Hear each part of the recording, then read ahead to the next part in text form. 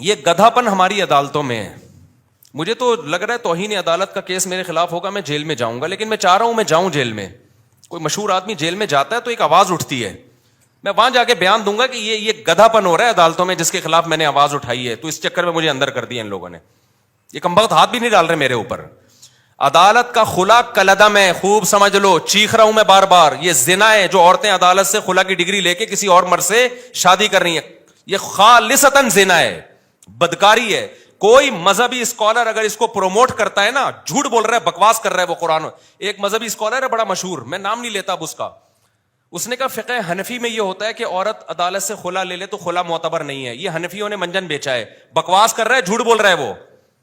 یہ چاروں فقہ میں ہے, قرآن میں بھی ہے, حدیث میں بھی ہے, شیعہ اور اہل حدیث میں بھی ہے یہ کہ عدالت کا یہ خلا معتبر نہیں ہے.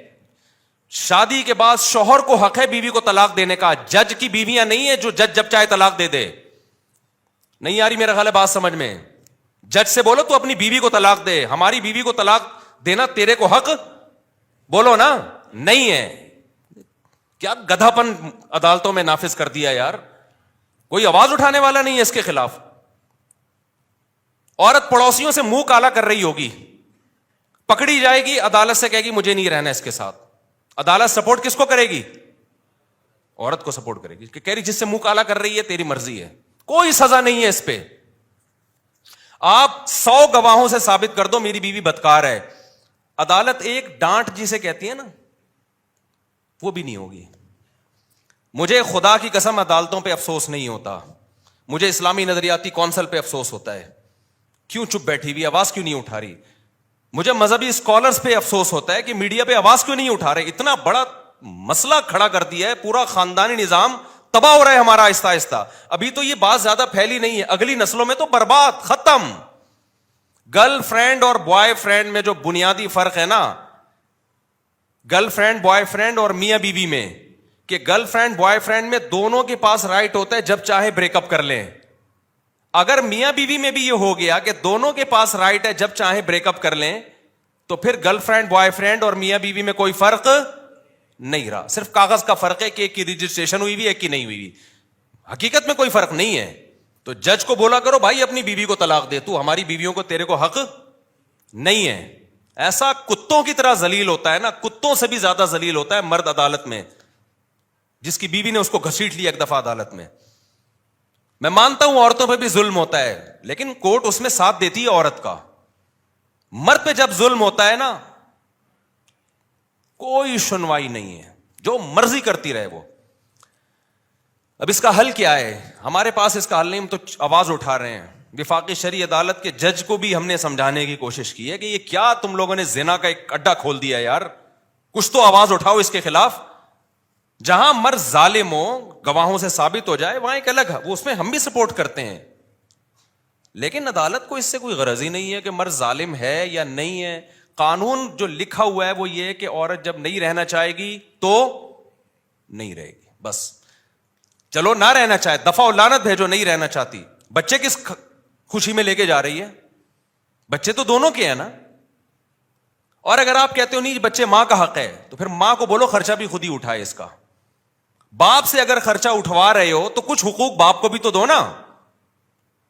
یورپ سارا خرچہ باپ پہ نہیں ڈالتا, امریکہ دونوں کما رہے ہیں تو دونوں پہ ڈالے گا.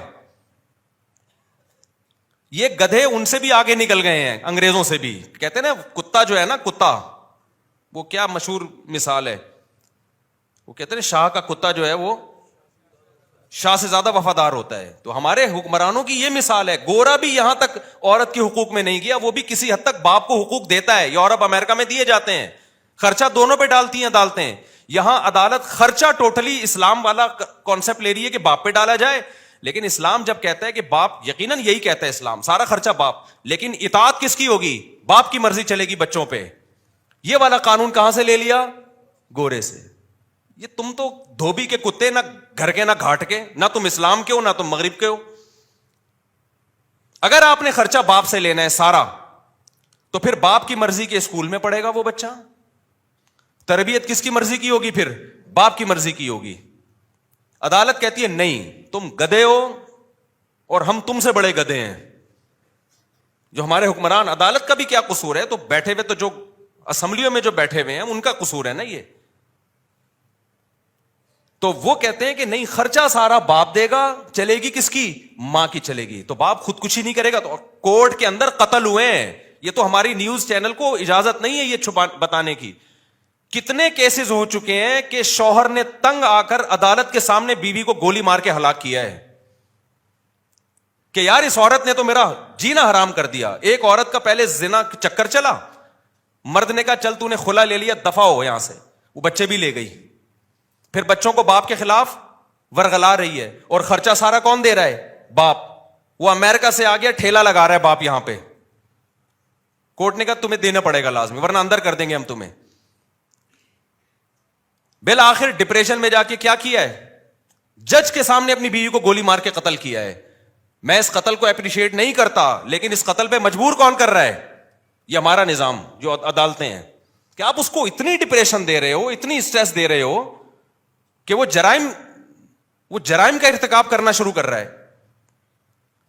ایسے بھی کیسز میرے پاس ہے جس میں مرد نے اپنے آپ کو گولی مار کے ہلاک کر دیا, کیونکہ کورٹ اس کو جان ہی نہیں بخش رہی. کہ خرچہ تو سارا تمہیں دینا پڑے گا. اب ماں کیا کر رہی ہے, بچے کو باپ کے خلاف ورغلا رہی ہے.